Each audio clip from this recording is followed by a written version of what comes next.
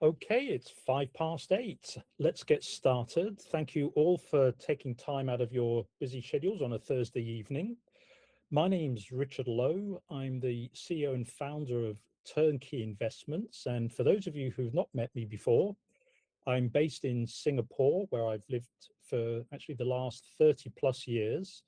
Prior to that, I was in Hong Kong, and you can probably tell from my accent, I'm originally from the UK. I've been involved for the last almost 20 years now in finance, developer finance, and international real estate investment. And today we're going to be covering a topic which we've never done before, which is really how to grow from a property investor, that is somebody who might have bought one or two investment properties, but share different investment strategies that could take you on the path to becoming developer or co-developer. I'm actually delighted to be joined tonight by Donna Chadwick-Bloor. She is the founder of a company called Consulti. Donna, are you there? And just to say hi. I am, yeah. Hello. Thank you for having me. You're most welcome. So Donna's tuning in from the UK, from Derby, where I know you've just moved, but just on the outskirts of Derby, I believe. That's right. Yep. Yep. Excellent. Great stuff. Well, Donna will give a bit more of an introduction to herself in just a moment. But for those of you, just as I say, who now dialed in, let me give you a brief overview of what we'll be covering tonight. So most of the people that are dialing in tonight are from Singapore and Malaysia, which is, again, where I'm based. As I mentioned, I've been involved with real estate and finance for many years, and wearing my hat as a real estate agent, then in this part of the world, the majority of people only get exposed to really uh, buying off-plan property from a real estate agency, um, typically from a relatively large developer, if they're looking to invest in an overseas property. And why might they invest in an overseas property? Well, for the Singaporeans on the call tonight, we know that buying a second property or third property means that you're going to be paying huge additional buyer's stamp duty. The loan to value that you can get on the property goes down to only 45% and 35%. And also, just the price of property in Singapore is astronomical. So it can tie up a huge amount of your capital into just one property. And I found over the years that people in Singapore and Asia in general, they like real estate as an asset class to invest into. But again, especially for our Singapore friends tonight, it really doesn't make commercial sense for the reasons I've just mentioned. So tonight, we are going to be covering some different strategies, covering different asset classes. What I mean by that are different kinds of properties, whether that's residential property, whether that's an HMO or a house of multiple occupancy, whether it's a fix or flip, and we'll go into more details of what these things mean, or into social housing, and particularly in the area of specialized supported living. Now, if I've just mentioned terms that you're not familiar with, don't worry, we'll be going into more detail about some of these terms. We'll also be discussing different ways that you could invest into these properties. It might be the traditional way, which is a buy to let, you buy the physical asset. It could be another alternative, which is actually lending money to a developer. We call this, for tonight's purpose, private financing. Or it could be joint venturing with ourselves and becoming a co-developer with us. So we're actually going to be covering a huge amount tonight. So I hope it's not going to be overwhelming, but that's kind of the blueprint or the roadmap for where we'll be going. And it's going to take on very much a discussion basis between myself, Donna, and we'd like to encourage you to ask questions along the way as well. Now, the format that we're using tonight is Google Meets, and you should be able to see a small rectangle with 3 lines in it. That's the chat box. And what we'd like to do is encourage you to put the questions into the chat box, and periodically we'll stop. I'll have a look in the chat box and we'll try to cover and answer those questions as best as possible. So hopefully that gives you an understanding of the roadmap where we're going tonight. And without further ado, let me hand over to Donna just to give an introduction to yourself, your background, and some of your experiences. Thank you. Yeah, so my name's Donna Chadwick-Bloor, and I've been a developer now for about 9 years. I've worked in the care sector and supported housing sector for 18 years, managing services and setting services up. And the reason we went into property investing was to adopt some siblings. We adopted 2 children. So since then, we've built a large portfolio for ourselves and also other people. So probably around 400 units in total, from different types of what Richard mentioned. So fix and flips, HMOs, we've done social housing, supported housing. So yeah, we've got quite a diverse portfolio now. Brilliant. Okay. And I mean, you kind of touched on it, but from your background in initially working in the social housing supported living sector, just maybe give us a bit more background what that covered. Yeah, so my personal role was about developing services for vulnerable adults and vulnerable children. So these could be care services, so sort of big residential homes, and really sort of trying to meet the needs of the individuals within those homes. So we would build quite bespoke buildings for them, so that we could offer the best possible care to those individuals. So I was on the care side of that, managing the care units that we had. And developing them where need be. Okay. And we'll go into more detail of what social housing is. I mean, that's could be a whole nother seminar. In fact, Good. a whole nother course. But again, it will be at a high level today. So having worked in social services and social housing, it's quite a leap to go from that to being a developer. How did you bridge that gap? So my partner's done 20 years in construction, which really helps. But we went on training.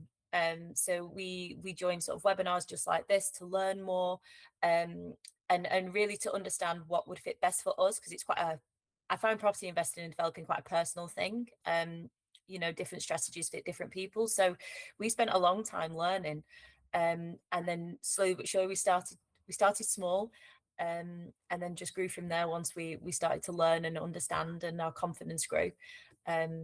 Yeah, to build our portfolio really. But yeah, learning, that's where we started. Great stuff. Guys, could we just go to the next slide?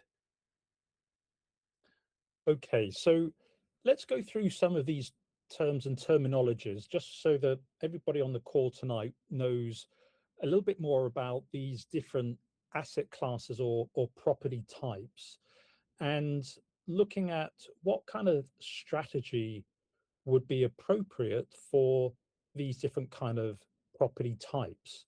In Yeah. fact, one of the things when I speak with clients is how clear are you on your strategy? Because without having a clear strategy, it's very challenging to know what kind of investment is going to help you achieve your goals and what is right for you based on your experience, your background, your budget. And so, one of the things I always strongly recommend is if you're not clear on your strategy, let's understand what your goals are and then find a strategy that aligns with that, and then look at the right kind of property asset class that aligns with that strategy. So most people will have heard of a buy to let. Let's call it a investment property. It's not your property that you live in. It's a second or third property that you've bought. You are anticipating a rental income, and over the medium to long term, at some point, possibly looking to sell it for a capital gain. Now, also just to see whether you know where the chat box is, what I'd like to do is just get a little bit of audience participation and get a sense of what kind of investments that you've done, if you're comfortable to share that. So if you can find the chat box, it should be that rectangle with the 3 lines in it. If you have actually invested into a buy-to-let property, could you just put a number 1 inside the chat box?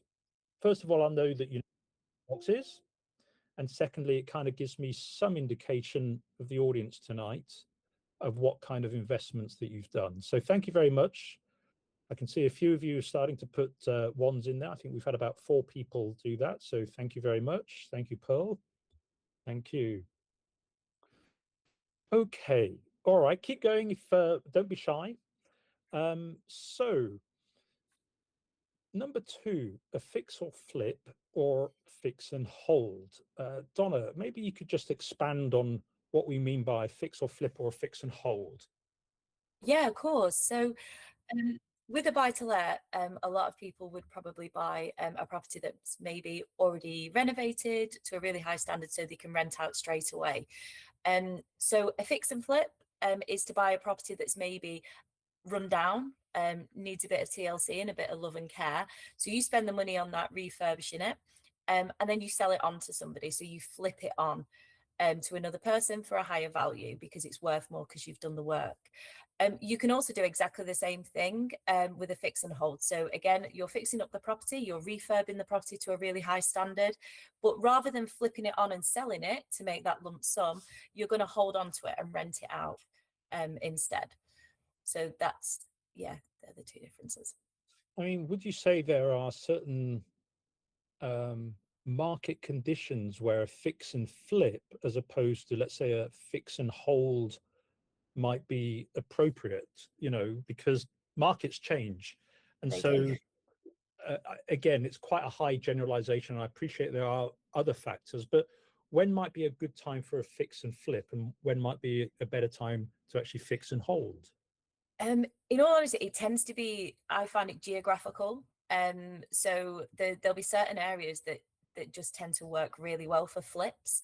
And that can be all year round, that can be constant. It's always quite handy to buy when the market is down. So you're purchasing your property when your property prices have gone down, so you're buying below market value. And then by the time you've added your value, then property prices have gone up and you can make your money back on that. And obviously your profit as well. But yeah, ultimately, I'd say it's geographical. So there's certain areas, just for example, in Derby, where I am, where I know we could probably buy and flip all the time, really, because people just want to buy in that area. And it's a certain type of person that would buy in that area. There are also really good rental areas. And again, you could rent properties out all day long, which is what we've did. We have a flip area and we have a rental area, because we just know they work. Right, interesting. With the state of the UK property market at the moment, again, I'm going to speak in very large generalizations, but generally it seemed to be quite flat in recent years. But Mm, as far as I'm aware, the rental market generally has been very strong. yeah, Um, Based on that, if it's been a fairly flat and sluggish market, does it give more opportunity for a buyer to be able to potentially get a better deal because there are less maybe buyers in the market? And if you have a seller that is a very motivated seller, you're potentially able to negotiate even further below market value. absolutely. Absolutely. I mean, we've been going through a time in the UK where, yeah, unfortunately, people are losing their houses. They can't keep up with their mortgages. The interest rates are too high for them, and they're having to sell their property. So yeah, you get quite motivated sellers. We've got a lot of people also wanting to leave the UK and live somewhere else abroad. So um, yeah, so it absolutely works in your favor as an investor to do that. Hmm. So, I mean, would it be fair to say, with a fairly sluggish at the market, that actually, you know, sometimes when I speak with investors, they say, "Well, let me wait and see, let me hold on, let me ride out the storm." I mean, there's always a storm somewhere in the world, but you know, dare I say, if you are looking from a different perspective and different angle, then if it's a sluggish market and you're looking to buy, then actually it's probably a fairly good time at the moment, you It know. is. And at some point, you know, in the UK, it's a very mature market. At some point, it's almost certain to rebound. And it might be that you fix a property up, but it's not quite ready to flip yet. The market hasn't Mhm. changed just yet. So it might be that you know, for a year or two, you look to rent it out, and the rental market is very strong at the moment, so the yields are good, and then maybe flip a little bit later. So you could almost have a hybrid between these two strategies. Yeah, and something I think we've learned, and we were actually taught when we first did our training, was that you try and always have two exits on a property. So if your initial plan is to purchase it, develop it, and then flip it, but like you said, the market isn't quite right, then you know it can work as a rental property as well. So it almost doesn't matter, because you've always got two or three options on that property, and to change strategy as well. So in terms of the type of people. So just as an example, if, and I know we're coming on to it, if you've got a property that you wanted to flip, and it would work rented, but you really want to flip it, well, then it could become a HMO instead, and you can change the strategy completely to make it work. So we've always got two or three exits with every property that we do for that reason. Yeah, excellent. So hopefully that gives a bit of an overview of a fix and flip or fix and hold. Can I ask again the audience just to put into the chat box, if you've been involved with a fix and flip before, could you put a number 2 into the chat box? So hopefully you now know where the chat box is. I'm not expecting as many people to have done a fix and flip. Do we have any? We do. Okay, great. Thanks there, Raj. Anybody else? No. Okay. All right, just one there. So an HMO, or a house of multiple occupancy. Donna, could you give us really what is a definition of a house of multiple occupancy? Mhm. Yeah, so a HMO, or a house of multiple occupancy, is three or more people who are not related living in one household. So for instance, you might have a property with 4 bedrooms in it and 4 bathrooms in it, and 4 individuals basically renting the rooms out, and they share the communal space. So that's what we call a HMO in the UK. So between 3 and 6 people you can have in a house, um, and then anything over that would require planning, because they get quite big after that. But that's a HMO. And I know it's become very popular at HMOs, but is there a particular reason why HMOs, maybe from a tenancy point of view as well as an investor perspective, have seemed to flourish in recent years? Yeah, so I suppose again, back to our property market, is people can't afford to leave home. Maybe they're at home with mum and dad, they can't afford to leave home, or they go to uni and then can't afford their own property to rent out as a full property. So it's more cost effective for the tenant to rent a room, because within a HMO all their bills are paid for. Obviously they get fully furnished house, fully furnished rooms, um, and it's just more cost effective for them. Um, and for an investor, we get, I suppose, 4 or 5 times the amount of rent, because we're renting out per room as opposed to per building. Um, so it works well. They've really gone up, of HMOs, really gone up. There's a huge need for them. And that's what most of our portfolio was made up of one time, was HMOs. Right. Yes, they are. Sue? So Sue's asking, is student housing. So I'll give an example. When I was at university up in Newcastle, I had 3 other friends.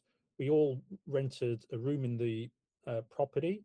So yeah, that was basically an HMO. But there are different HMOs for different profiles of people. Yeah. So maybe you could share, different kinds of HMOs, because a lot of people do just associate HMOs, student accommodation. Maybe they experienced an HMO, even though that name wasn't even around when I was a student. But what are different profiles of HMOs? Because I Yeah. know you look at properties very much from a demand driven perspective.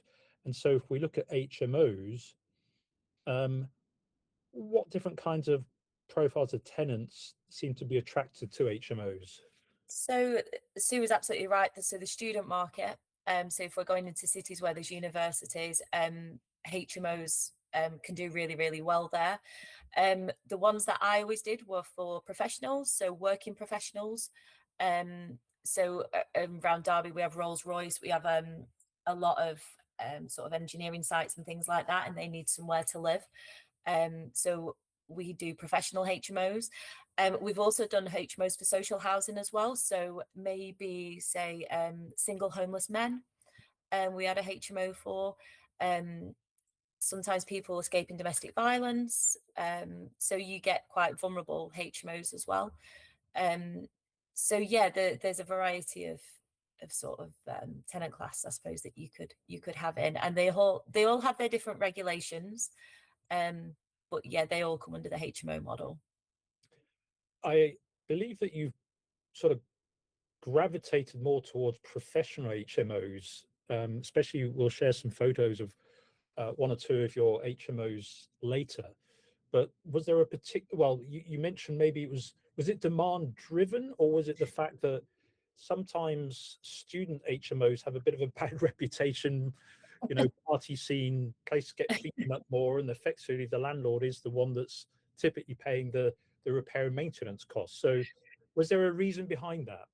Yeah, so a bit of both, to be honest with you. So absolutely, there was a need for professional HMOs where we were investing. So we knew it'd fill up straight away. And the other reason is if we will go to the student market within the UK, you can only put your HMO up to rent at certain times of the year at term time. So I think it's January and September, or January and June, it might be now. If you miss that deadline, it's property. Sometimes things go a little bit over. If you miss that deadline, you've got to hold on to your HMO without it rented out. So it's a bit more, for us personally, it felt a bit more unsteady. Our term times here are 48 weeks out of the year. So you don't get a full annual rent either, usually on a student let. We saw a difference as well when COVID came around. A lot of people were learning from home. The sort of student accommodation wasn't needed as much. So for us, the professional demand that we've got in sort of Derby, where we invest for them, worked really well. Great stuff. Good. So number three, can you put threes into the chat box if any of you have either invested or been involved in some capacity with a HMO? Even if it's here in Singapore, I know, accommodation is very expensive and it's not uncommon. So Sue's asking, with the renters' rights bill, is it more suitable for, let me just get the question. With the Renters' Rights Act, isn't student HMO more stable than professionals? I don't think it really matters, to be honest with you. I'm not finding any difference really. The thing I suppose with students at the minute is that a lot of universities are now building their own accommodation. So Derby Uni's building their own, the university owns the accommodation now, even for third years, which is where predominantly your HMO students would come from. It's the same in Leicester. Everywhere you go at the minute, they're building student accommodation. So for sort of private investors like ourselves, it's quite difficult to get into the student market at this moment in time. But no, I'm not seeing any. I think it really makes a difference, to be honest with you. Ours, well, I can only speak for ours, but ours are full. Our HMOs. Okay, so are there any threes? Anybody who's invested or involved with an HMO? No, I don't think we have. Okay. All right. Another massive sector is social housing. I don't know how we start with this, but Donna, maybe if you can just give a very high level of what social housing is, and with the fabric of what social housing is providing in the UK, because here in Singapore, a lot of people gravitate towards social housing. They think HDB, which is the Housing Development Board, which in its most simplistic terms in Singapore is the government is a developer and they build what is supposed to be affordable housing, albeit it's still extremely expensive relative to other parts of the world. But HDB here in Singapore is providing affordable housing. It allows people to have grants to get onto the property ladder. We can use our sort of social. I'm trying to remember what it's called in the UK. That your we call it CPF. It's a form of savings that you can also use towards buying and servicing your mortgage. But social housing is very different, and it covers many different areas. So I'll just give you a try and give it the best shot you can. Okay. Okay, so social housing, yes, is affordable housing in the UK. It's for people who are maybe going through some tricky times, are struggling financially, or that their wages from their job just they can't afford rent, the market rent. So the local authorities offer them something called housing benefit. So it's a bit lower than market rent, and these people can claim that benefit every month, and that will pay for their affordable housing accommodation. Um, Social housing spans out, like Richard was saying, to quite a few different client groups. It could just be, say, families, working class families. It could be people who have maybe been homeless and are trying to get back on their feet again. It could be refugees, people seeking asylum. So social housing really does have quite a broad spectrum, but ultimately it's affordable housing for people who can't quite get on the private rental market. So the local authority will pay for their housing. Yeah. So the local authority is the equivalent of, let's say, a town council in Singapore. So effectively, it's getting funded by the town council or local authority, which ultimately the funding is coming from central government. And again, here's something that many people are not familiar with in the UK, and not just the UK, many European countries are what we refer to as welfare states. And so as a welfare state, typically you're paying a lot more taxes in a welfare state than you are in a place like Singapore. But in return, the government does provide these social services. So in the UK, you can have access to free healthcare, free education. Um, Believe it or not, there's something called unemployment benefit. And if you can prove that you're looking for work but cannot find a job, you actually will get money to, on a weekly or bi-weekly basis, as long as you're looking for work to help support you. And as we've mentioned, for housing, in fact, there is an act, a Homelessness Reduction Act, which was brought out so that local authorities or town councils, if you qualify, they do have to house you. One of the challenges with social housing is that there is such a high demand for it, but there is a major undersupply. That there's an estimated something like 1.3 million households that are on the wait list, which is actually getting worse. That wait list is growing and getting bigger.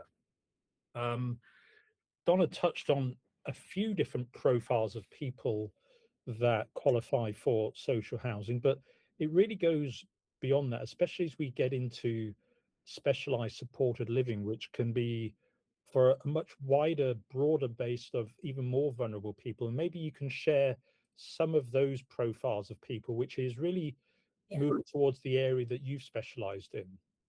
Yeah, so this is something we've done for a long time now, and I suppose was my area of work before we went into property full time. So specialized supported housing is where the developer, the investor, works with a local authority to provide a home, or apartment blocks, or yeah, whatever's needed for very, very vulnerable adults and children.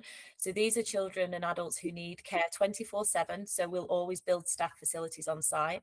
They may be people with quite a complex learning disability or a complex mental health challenge who um, just needs day-to-day support to function. Um, they might need some personal care support. They might be dangerous to other people. Um, but yeah, so we build our accommodation in a bespoke way to meet the needs of very, very vulnerable adults. And the same with our children's homes as well. So we've just finished building one at the minute. And that's for three very vulnerable young females in that property, and they've got all staff facilities because staff will be on there 24/7. And this is a strategy where the rent for the landlord is a lot higher because the needs of those individuals is a lot higher. And you also get that with a lease as well. So the properties are leased out. It isn't like a buy to let or a HMO where your tenants kind of go in and out. There's a lease on these for sort of 10 years plus usually. Yes, and that's a good point to come on to that. So effectively, the tenant is a care provider or what we call a housing association, Correct. Yeah. and they are the ones that are leasing the property and providing the care provision. And the vulnerable adults or children who are living in the property, if we could call them, just for clarity, the occupants. And so a key fundamental difference between effectively taking a property, renovating it in line with the profile of person that would be living in that property, and then Hmm. renting it to a care provider stroke housing association. So in effect, the tenant is the housing association stroke care provider, and Yeah. then ultimately funded by the government. Yeah. It's funded by the individual's care packages. Yeah. Yeah, Yeah. yeah. The local authority paid for it. And my understanding is that these kind of leases, the term that's often used is a commercial FRI lease.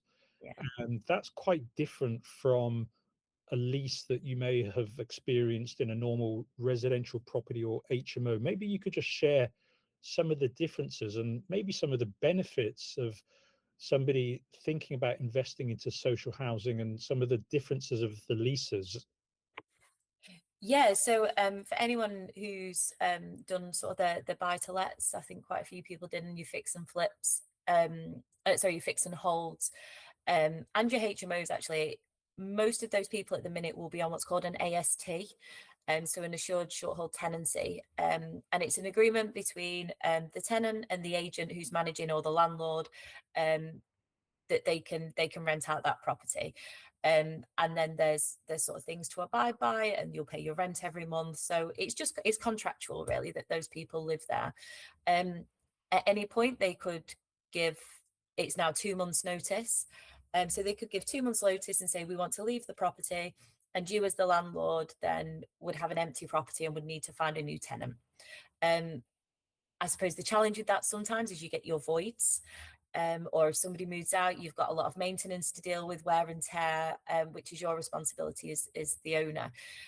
Now with specialised supported housing, because there's a lease in place with the housing association, they take on all of that responsibility. It's called a fully repaired and insured lease. Therefore, 10 years plus. So you know that that house will be used for at least 10 years. They cover all the voids. So even if they didn't have anyone living in that property, you would still get your rent. They cover any maintenance, any wear and tear, anything but the roof or boiler. They will never cover that. But anything else, they will completely cover for you. So really, once you hand that property over to them, it's kind of nothing to do with you then for the next 10, 15 years, however long that lease is in place.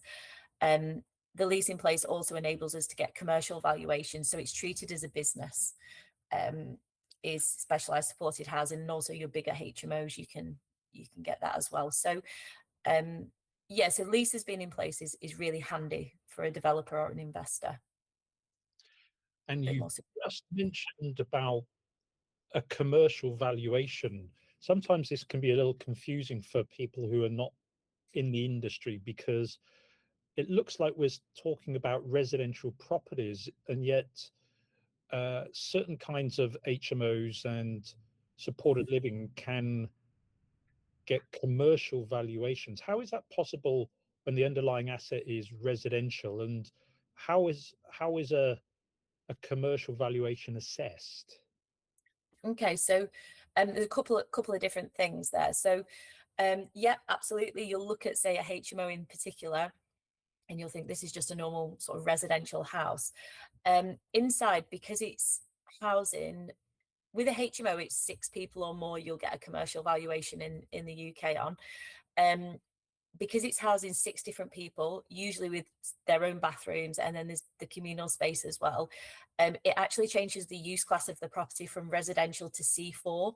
So residential in the UK is C3. It'll change it to a C4, which is a HMO standard. So it's actually valued as a business, and it will bring a lot of rental income, which again will push up your commercial valuation. So rather than valuing it on bricks and mortar, so just for an example, say a property bricks and mortar would be worth £200,000.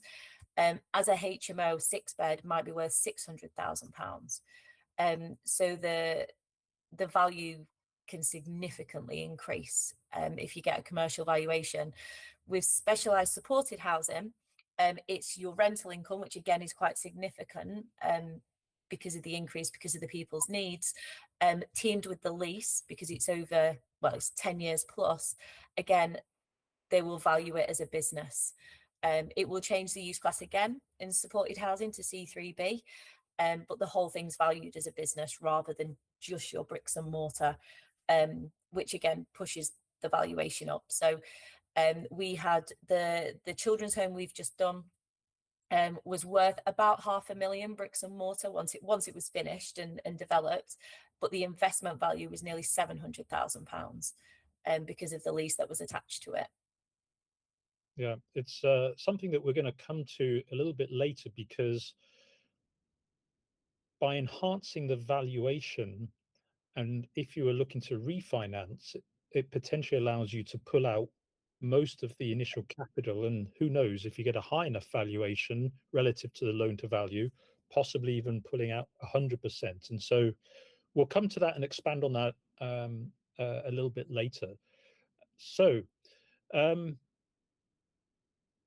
with regards a commercial FRI lease on a specialized supported living, then it really, differs from, let's say, a lease with an HMO. With an HMO, yes, the potential rent could be very strong, Mm-hmm. but the tenant turnover could be much higher. Well, Yeah. it will be higher. The landlord is subject to paying most of the repair and maintenance and the bills.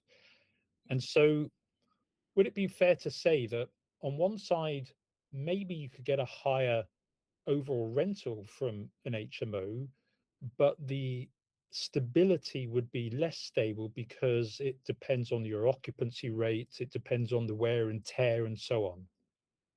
Yeah, yeah. I mean, the specialized supported housing, the cash flow can be really, really good because again, you don't pay the bills apart from your mortgage, which compared to a HMO you would.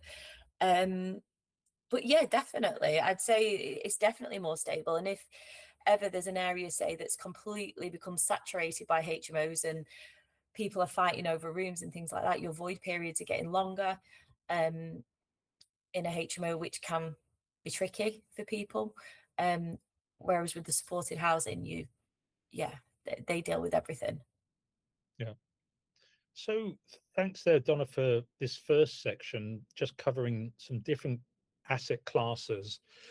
And I really want to stress tonight that there's no real right or wrong here. There are many different asset classes which will suit different investors, maybe depending on what stage they are in their investment journey, what stage they are in their life in terms of, are they looking for income generating assets that are hands free? Are they looking to get more involved with a fix and flip and look for capital gains? Are they looking just purely for a traditional investment where it's a buy to let? There's no right or wrong, but what I want to do is share with you different kinds of opportunities and just understand some of the nuances and differences. So when it comes to looking at the strategy, maybe you could just summarize. And again, I know this is at a very high level, but if somebody was looking at a fix and flip, what sort of strategy would that probably be most relevant to? For you're almost like your buy to let your buy-to-let market. To be honest with you, you're looking at residential areas where people really want to live. You'd be looking for the worst house on the best street so that you can fix it up to a really good standard, and then flip it on because it's a buyer's market in that area. So yeah, they tend to be quite professional areas, quite nice areas. They're the best areas to do them. And would the strategy be partly because you're looking for a capital gain primarily? Yeah, It's not an income play. It's very much okay. This is how much money it's going to cost to acquire and renovate. yeah, This is what I can anticipate in the profits looking at comparables, let's say along the same road with something similar. So it's very much a strategy for somebody that wants to be in out with a capital uplift as quickly as possible. yeah, correct. Yeah, Okay. And what would be the case, let's say, with an HMO? Because you could apply a fix and flip to an HMO or a social housing property, but I yeah. think people, I don't know, correct me if I'm wrong, Donna, but I would imagine people go into HMOs and the social housing supported living probably more for income. Yeah, for cash flow.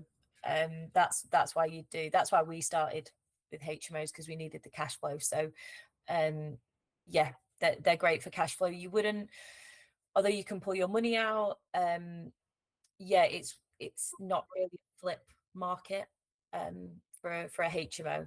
And yeah, with your social housing, your supported housing, with it being on a lease, you've got kind of got that guaranteed cash flow for however long that lease is. So, absolutely. Yeah. And Yeah. many of these leases, I believe, these FRI leases are inflation hedged each year. Is that right? Yeah, they're CPI linked. So yeah, there's an agreement. Um, yeah, before you even purchase the property, what inflation each year you'd get in terms of your rent. So they usually don't go any higher than 4%. But even so, it's an increase each year, which at the minute on things like HMOs, buy to let, it's quite stuck. Um, you don't get that guarantee with them. Great. Okay. Excellent. Well, let's move to the next section. So if we can move to the next slide.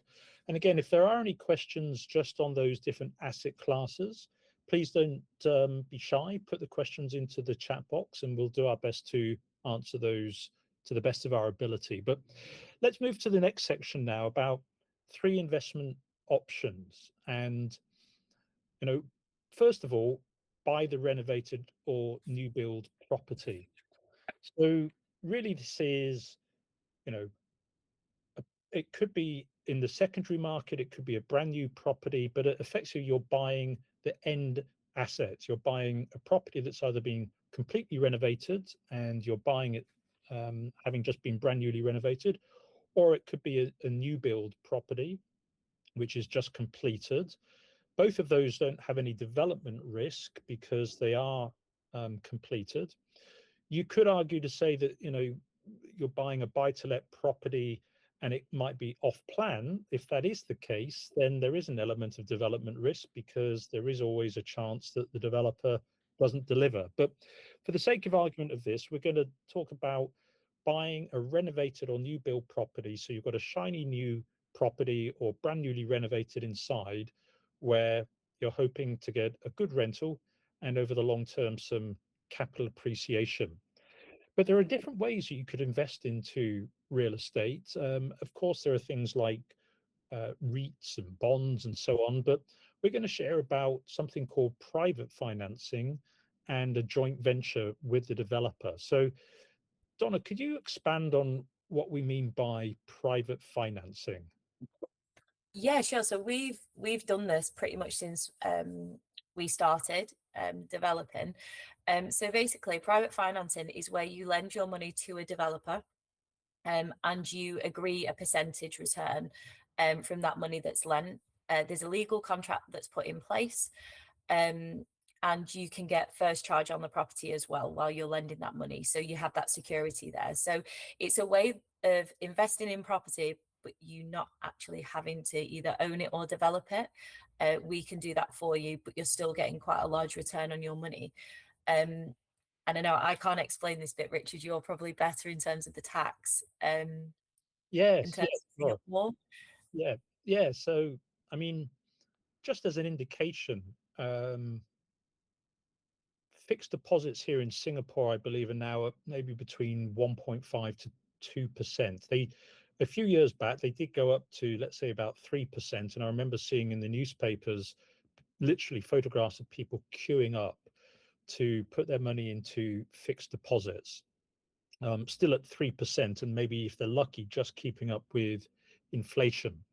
Now, with fixed deposits going down, even though it was never particularly high in the first place, but of course, um, very low risk, I appreciate. Whereas what we provide is a private financing option whereby, as an indication, we would be offering a 12% return over a 1 year period, or pro rata depending on the length of the term.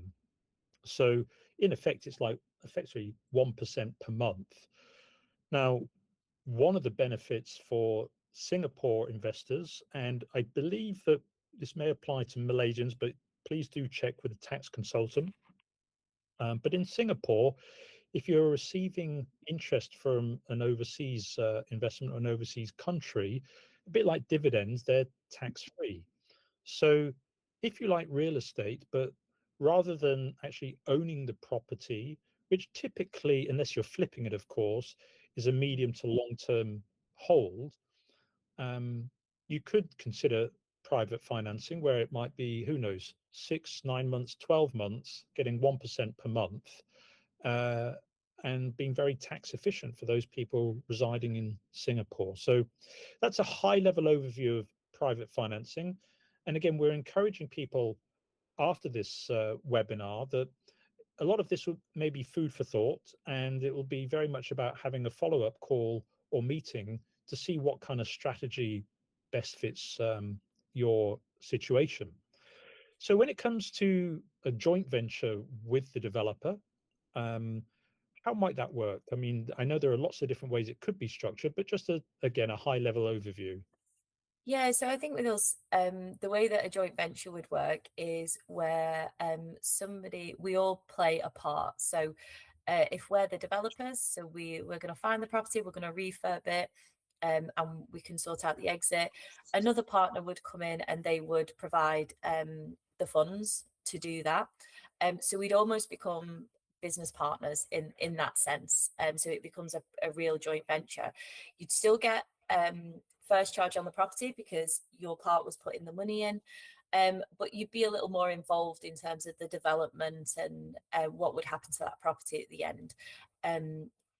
But from that, because of the strategies that we do, once we either refinance or sell, whatever that strategy is, 9 times out of 10, you take all of your money back, if not most of it. And then there'll be rental income or profit to take from it as well. Excellent. So you can see here we're sharing different strategies whereby quite a few of you mentioned at the beginning that you'd have invested into a traditional buy-to-let property, but maybe you hadn't considered private financing or taking it to the next level whereby you may not have the experience to be a developer and you may not have a team to be able to deliver. But this is really where Donna and I can come in to provide the experience and know-how and the people on the ground so that you could actually take the next step and joint venture with us and start to learn how small developments work, and who knows, that could progress into something far more significant. And as Donna has said, one of the beauties of this is that you are coming in at an earlier stage. And so, yes, there is an element of development risk, but Donna's done, I think you mentioned something like 400 units, has spent 9 years in this game. Her partner is a project manager with something like 20 years of experience. So you're partnering with people that have been there, experienced in these different areas, and have an opportunity to piggyback with us to enjoy the potential returns of a developer. And we'll go into how this can really compound itself when you're able to buy something below market value. So you're already buying an asset below its normal value. You're renovating it to a high standard, which is enhancing the value, and particularly with an HMO and or a social housing uh, um, in a specialist housing with a care provider, that is then further enhancing the value of that property with the ability then when you're refinancing to pull out, in some cases, all of your money, but in pretty much all cases, the vast majority. So it effectively unlocks your cash so that you could actually recycle it and go again using the same funds rather than having to keep finding additional funds to be able to grow your portfolio. Okay, let's move on to the next section, but maybe before I do that, I'll just briefly pause and just see if there are any questions just on these different kind of investment options.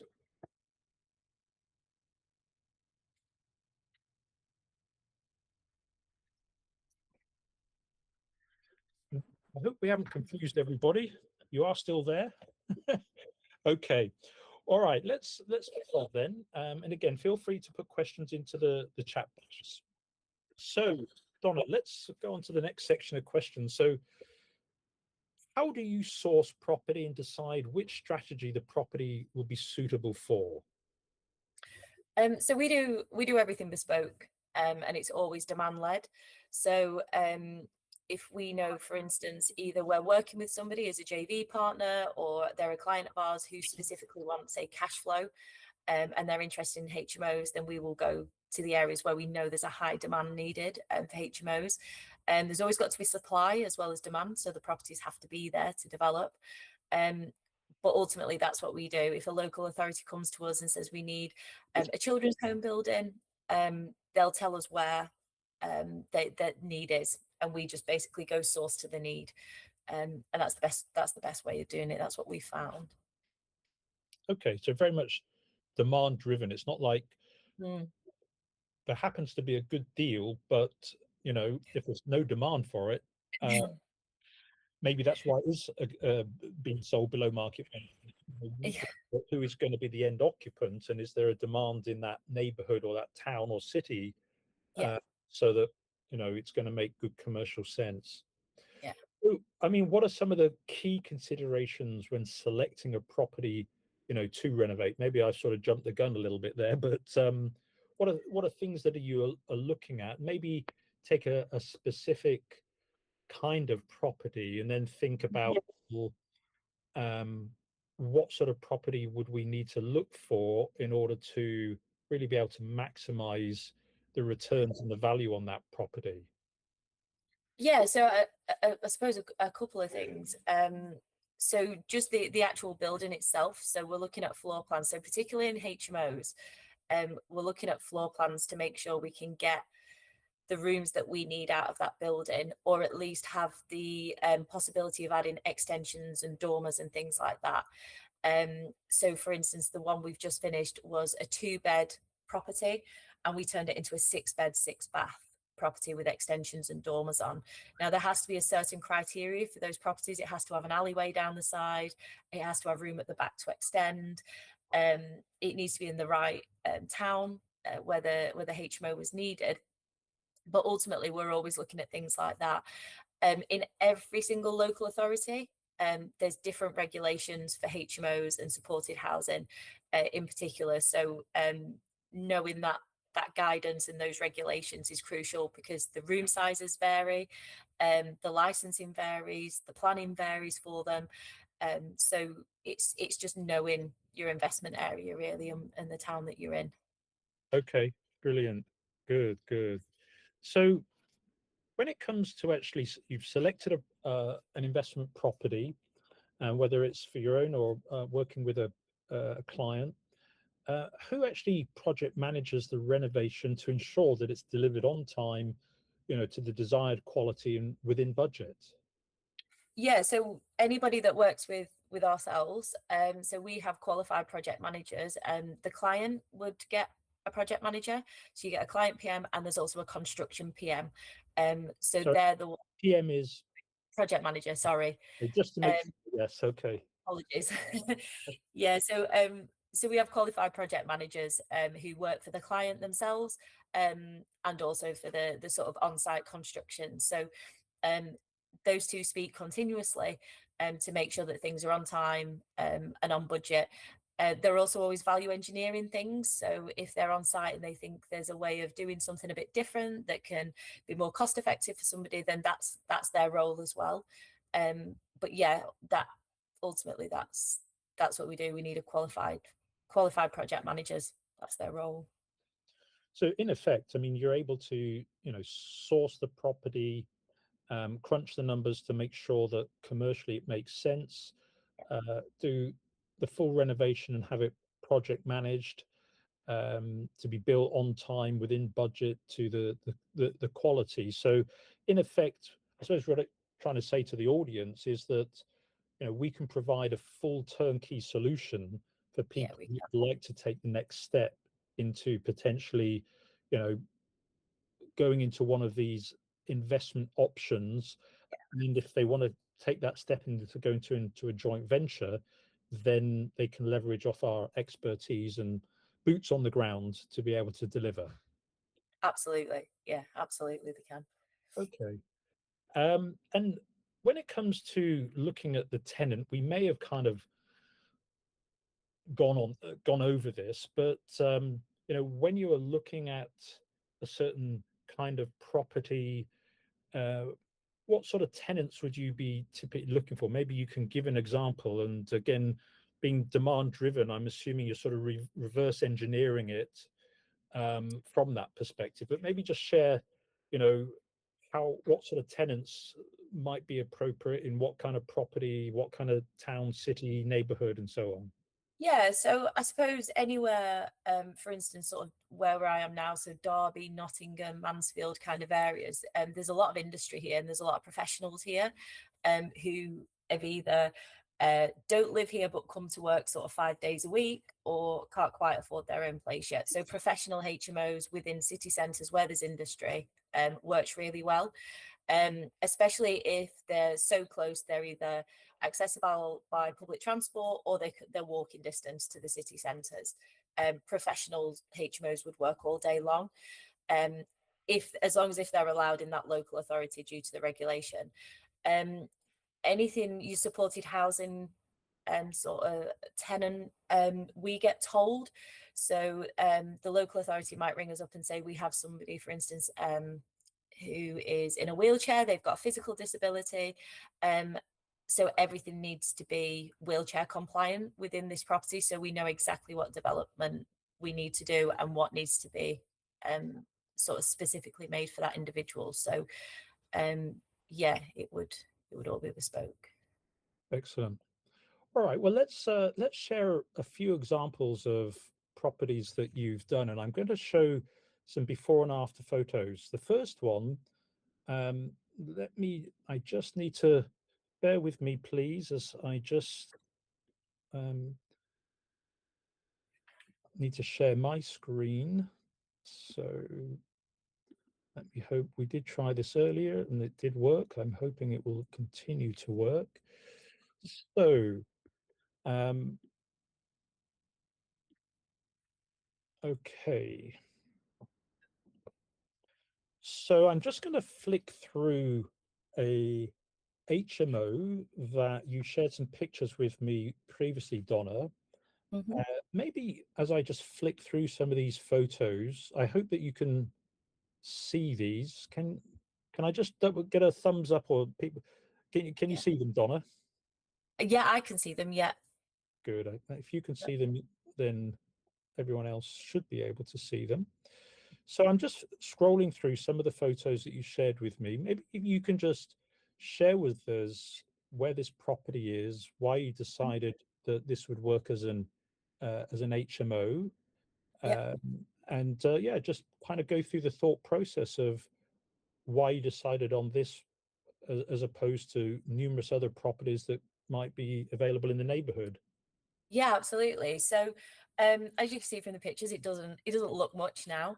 Um, but this is in a place called Long Eaton. It's in Nottinghamshire. Again, where there's lots of industry. So we know that professionals need a home there. So HMOs work. We already know that. This particular property has a really good floor plan. It's a two bed, or it was a two bed. Um, and there's a certain, like I said, certain floor plan that makes it into a six bed, six bath. Now, if you were going to go into this particular area to buy a six bed and just change all the bedrooms um, into sort of HMO rooms, it'd cost an awful lot of money to purchase. Whereas changing a two bed into a six bed means your purchase price comes down a lot. So I think this one was purchased for about, I think it was 140,000. Whereas if you were to get a six bed in this area, you'd be paying, I don't know, 350, 400,000 to purchase that. So we can, yeah, we basically can recreate things to what we would consider a really good standard for people. And it's more cost effective. So as you can see there from that picture, it's just a typical residential home that two people, maybe a small family, would usually live in. But this is ideal. You can see the space down the side of the house. We know that we can get a dormer on the back.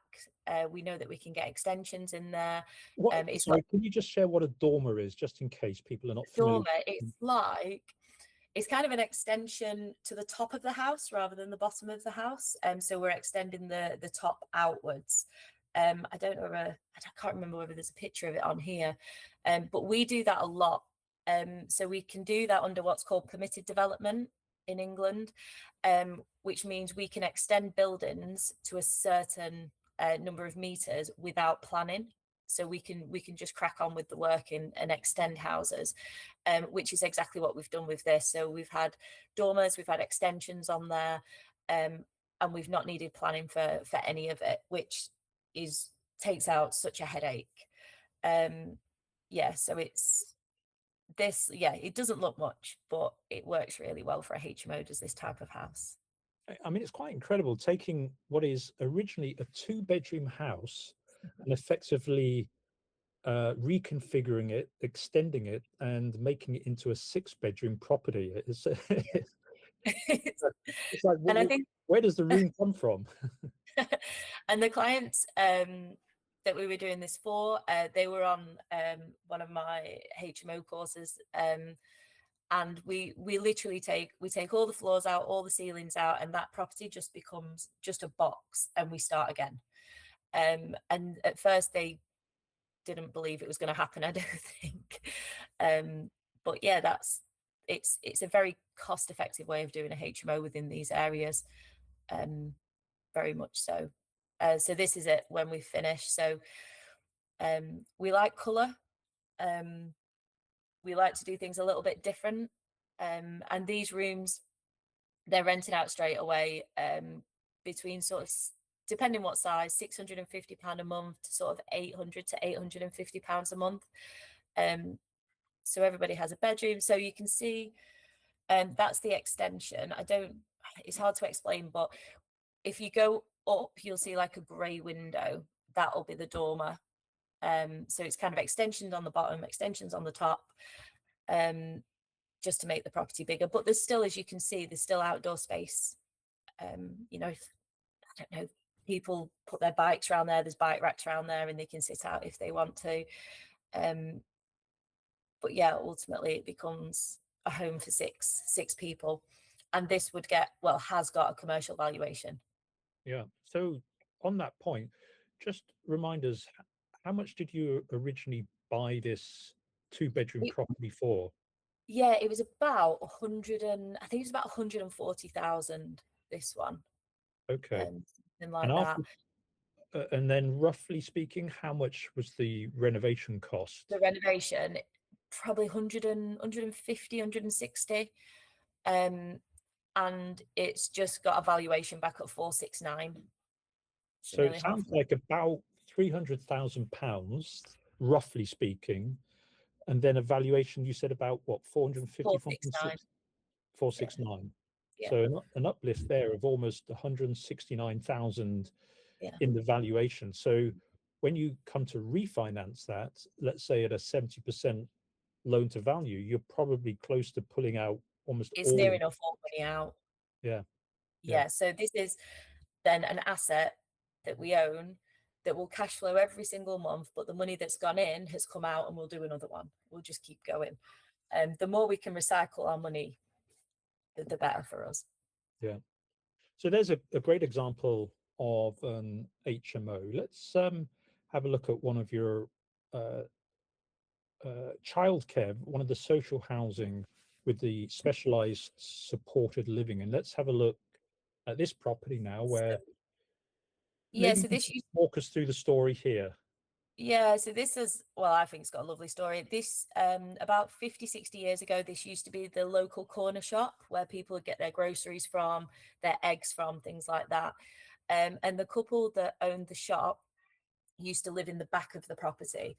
Over the years, the shop is no longer needed anymore, so they changed where the shop front is into their residential home as well. So it became a big residential home for the two of them. They had a workshop as you look at the property on the left hand side, and the gentleman had done his own I don't know, his own sort of do it yourself makeshift sort of lean to. So he'd try to extend it himself on the right hand side. So it's a really big property. It's got great garden space, loads of parking for staff and visitors. But again, to look inside probably doesn't look much. When we bought it, it was quite old fashioned, needed a lot of work. So as you can see there, this isn't to regs, it's to no regulation. The gentleman built this himself, so it had to come down. So this children's home, the three young girls that were moving in desperately needed a home quick. They needed to find them a home fast. So the property purchase was completed on the 6th of January this year. And we had 10 weeks to do, we did an extension, two extensions, three new roofs, everything back to brick. So we take all the plaster off the walls, everything just goes back to the brick, and basically started it again. So we turned it around in 10 weeks, this property. And it's big. And, and I'll share some of the numbers in just a moment, but let's just see a short video of the transformation. And again, for our audience tonight, this is a child care facility for some very vulnerable young ladies. And so when the renovation is done, it's done very much in line with who is going to be living there and renovating the property in line with, in this case, three young female vulnerable children. That's correct. Am I correct That's there? correct. Yeah. Okay. So it's just a 1 minute video, but again, if you have anything to say here, Donna, feel free. But I think the pictures say a Yeah. thousand words. We always try, and because of how we would like to live, we always trying to do things homely. We don't want even care facilities to look like institutions. They should be people's homes. We do bright spaces, we do airy spaces. The interior designer did a lot of research into mental health and calming colours. So we ensure that that's gone in. We like to do things a bit different. A lot of people would do this purely white. But that's just not us. We give every child a huge bedroom, and a lot of space to put all their belongings. And if they want to, if they want to paint their walls or hang their pictures up, then that's entirely their space, so they can do that. So these bedrooms that you see now may change in the coming weeks. We offer, in this particular property, there is two lounges, so that if each child maybe needs their own space, we can separate them and offer them that. There's a sensory room, there's a place where it's called the quiet room, which is just calming. And then there's a garden out the back as well with flowers, and it's just quite peaceful, really. It's quite calming. That's what we've tried to go for this. So it's it's lovely. It's lovely. And, It's and 200 square meters. is the Right. property. Okay. So that's probably a little over 2,000 square feet. Okay. So people may be wondering, well, okay, there's three young ladies living here. Um, I believe that they may have special needs. Yeah. Uh, so in a property like this, there is a care provision as well. Maybe you can just expand on, the care provision and the fact that these care providers are actually living in the property as well. Yeah, they are. So they looking at this particular property on the right hand side where we've done the extension, the staff who live there, they have their own a separate communal kitchen. They have an office. They have their own bedroom, their own bathrooms. It's kind of like a mini apartment, really, if you will. Um, I'll let you know when it comes up. And they obviously they work shifts, so they work 12-hour shifts usually. But yeah, it's just somewhere that, we're at work a long time, and this is a tough job to support these children. And they need somewhere nice as well to spend their time when they're at work. So this is the communal kitchen for everybody, staff and children. I don't know whether the staff facilities, don't know whether they've put it on, to be honest with you. But I can send you over some pictures, Richard, of that if No problem. It was just really want to, to send them out to to people. But it's, I mean, the design's the same, everything's the same throughout the whole building. But yeah, ultimately we make sure that we provide really good staff facilities as well. When I was a care manager, I worked in places that really didn't provide that, and that's tough after doing a 12-hour shift, and then you're having to sleep over somewhere as well. So yeah, we always provide that. You can see on the front there, on the right hand side, these facilities need sort of your in-house call system, so that when people ring the bell, it's always locked. So it'll go through to a phone system in the staff office to let people in. There's a lot of security. Yeah, so this particular one, this comes under a use class of a care home, a children's home.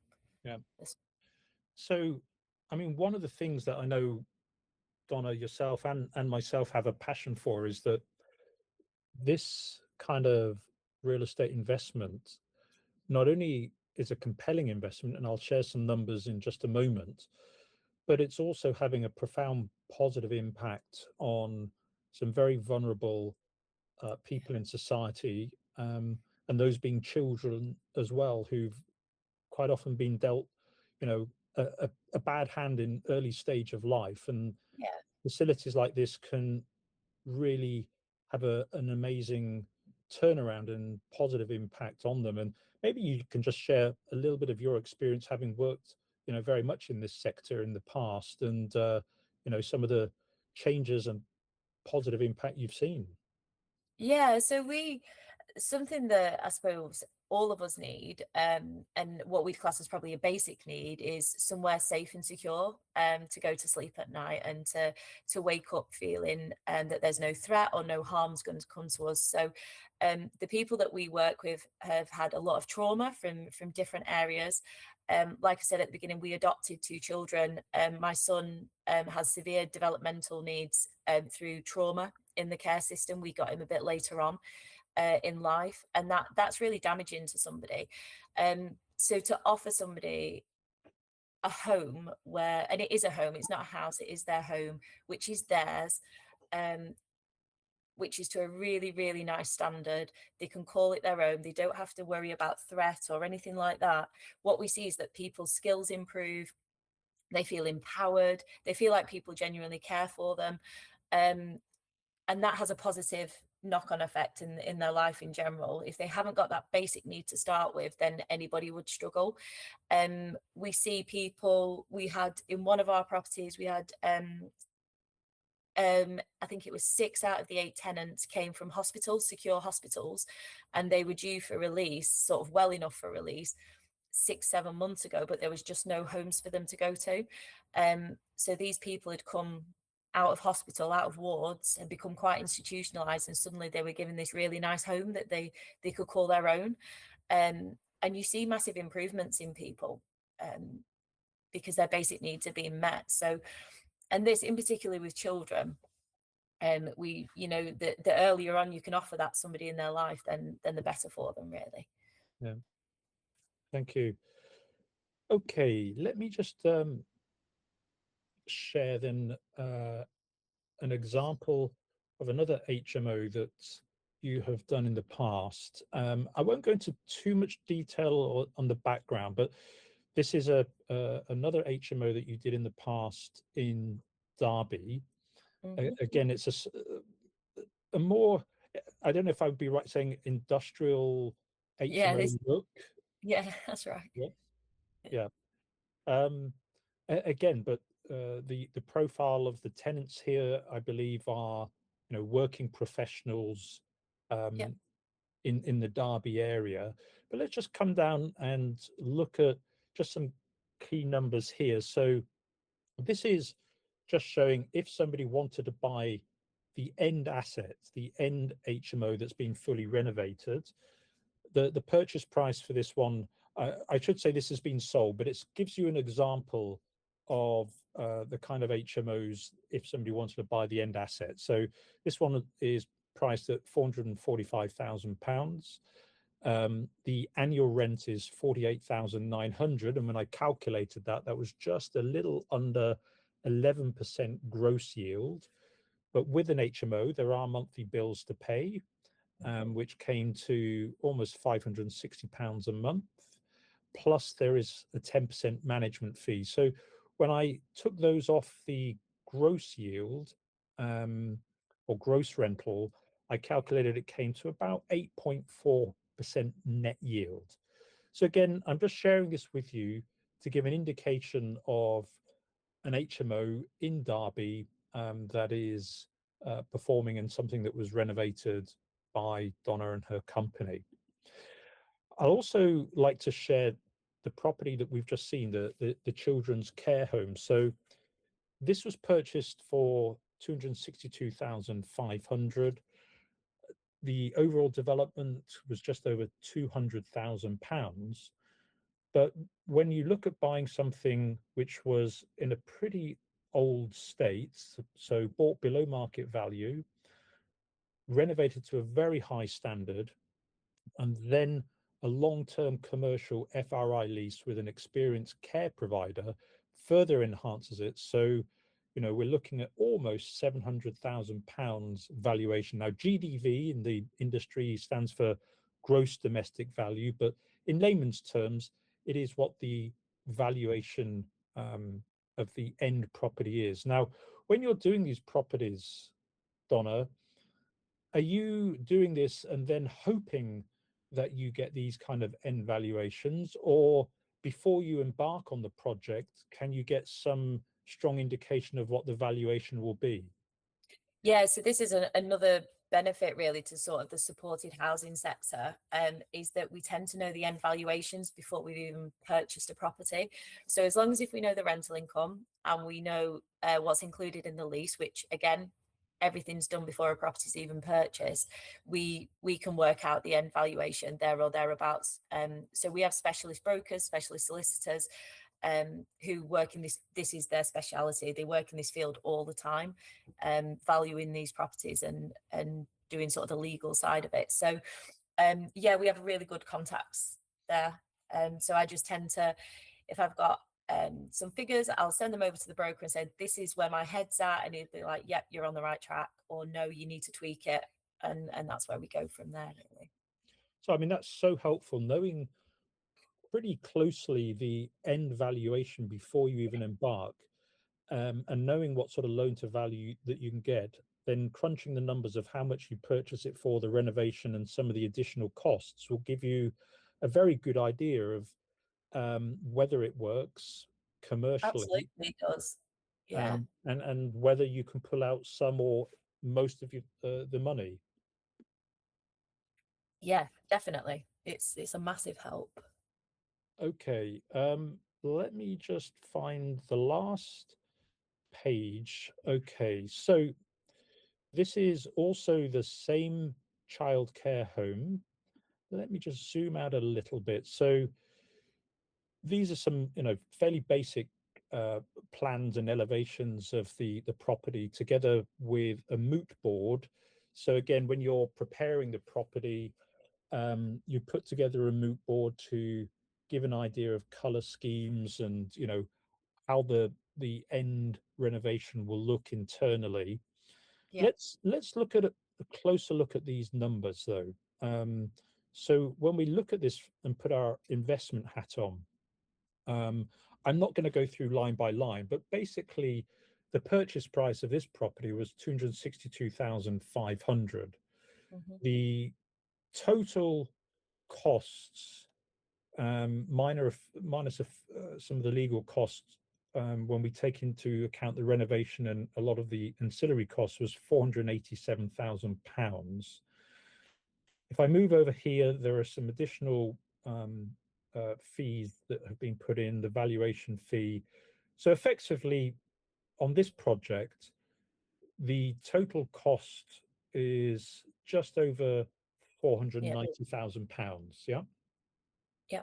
So if an investor was coming in, let's say on a joint venture, and they were coming in to provide the funding for it, Mhm. then the total amount for this particular project would be 490,000. But we know that the valuation is almost 690,000.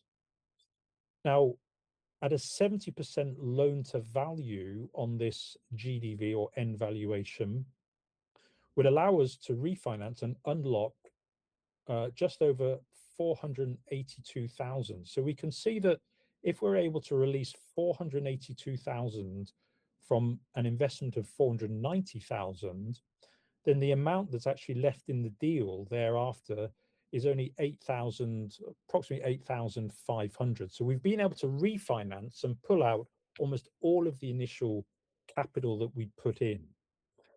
Now, we've taken two scenarios here. One is a flip, and one is to retain it as a long-term income generating asset. So basically, if the strategy was to flip it, then the uplift in the valuation is giving us a profit of almost £200,000. Mhm. If we decided to keep it long term, and bearing in mind that we have an experienced care provider taking a 10-year full commercial FRI lease, whereby the care provider is providing or paying for virtually all of the repair and maintenance costs. There's no void periods, and every year the rental is increased based on inflation. So it's a very much um, an inflation hedged linked rental income appreciation. Now, with only about £8,500 left in the deal, when we actually look at what is the return on the amount left in the deal, then we look at the net cash flow after paying off the mortgage at a 70% loan to value, then the actual annualized return in the first year is almost 250% on that 8,500. So when we look at that ROI on the capital left in, we can significantly increase the returns over and above compared with buying, let's say, the end asset. So really, again, what we're trying to share with you today is there are opportunities.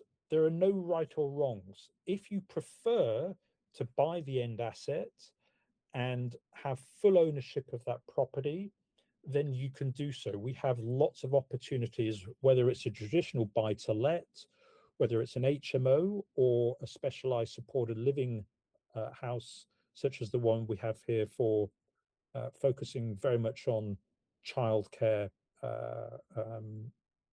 occupants. You could invest, through private financing.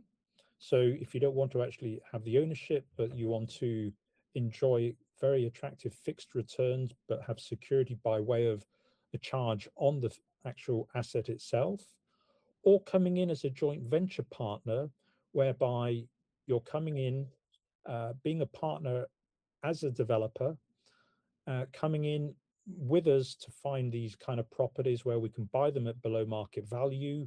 We can renovate them and add value. And then, particularly when it comes to these social housing FRI commercial leases, further enhanced so that when we get the end valuation and pull out, let's say, 70%, we can pull out most, and in some cases, all of the money and enjoy the kind of returns that we can see in this. So if this is something that you'd also like to have a conversation about, again, we'd very much like to encourage you to um, have a call with us. And what I'd like to do is, guys, if we can just go back to the slides, and if you can just show my last slide, hopefully you can see my contact details there.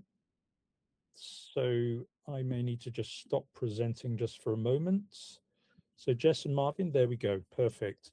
So those are my contact details. There's a lot of new faces on the call today, which is great to see.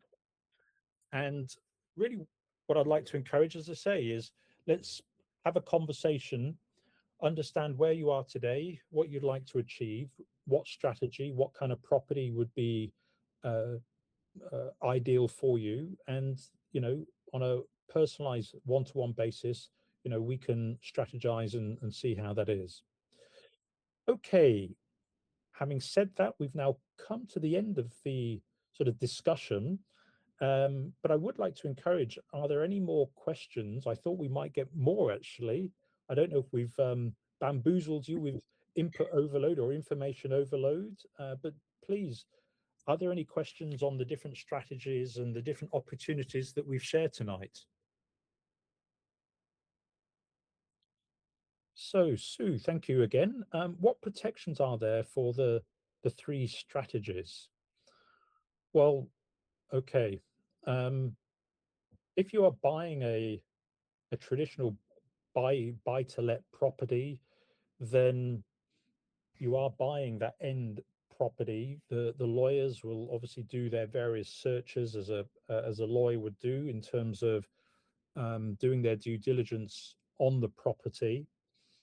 When it comes to the private financing, then effectively the protection you would have is a first legal charge on the property, so that if in the unlikely scenario there was a default or a delay, then you can actually repossess that property.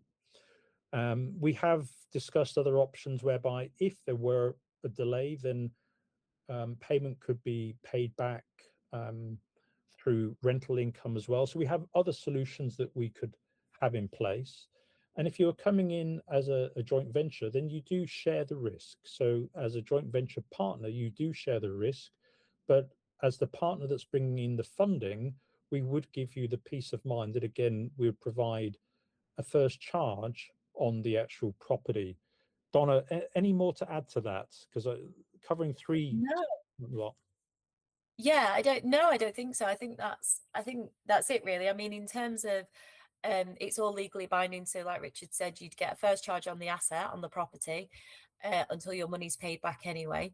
And there's also a legal contract in place between everybody to ensure that yeah, it's above board. So yeah, I think you covered it, Richard. So, yeah. okay. David, thanks for the question. So how do you structure the joint venture? What is the main minimum amount as a JV partner? What I'd like to do is really say, well, it does depend. It depends on your experience, background, what value you could bring to the table. So rather than having an open discussion in a webinar like this, what I'd like to do is, if you would like to take things further, David, let's have a chat. I know we've spoken a little bit in the past already, but what we can do is have a personalized follow-up call or meeting to be able to look at how we would structure the joint venture, and what sort of funding and equity stake the JV partner would have. Any other questions?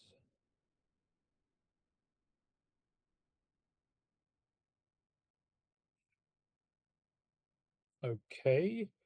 My colleague Jess is just putting in some of our website information and social media contacts as well. So again, if you want to cut and paste any of those just for future reference, please do so.